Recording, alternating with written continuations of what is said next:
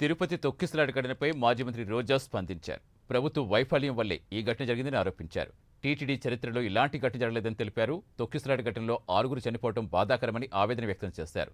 మృతుల కుటుంబాలకు 2 కోట్ల ఎక్స్గ్రేషియా ప్రకటించాలని డిమాండ్ చేశారు.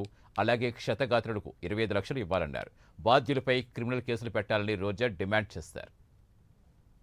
ఈ చంద్రబాబు నాయుడు గారి వైఫల్యం వల్ల, అసమర్థ వల్లే ఈరోజు ఇంతమంది చనిపోయారు. ఆయన నియమించిన వాళ్ళు ఎవరైతే ఉన్నారో వాళ్ళందరి నిర్లక్ష్యం వల్ల జరిగింది.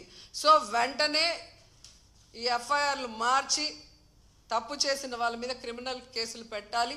లేకపోతే మేమైతే వైఎస్ఆర్సీపీ తరఫున భక్తులకి అండగా ఉండి ఆ చనిపోయిన కుటుంబాల తరఫున పోరాటం చేస్తాం.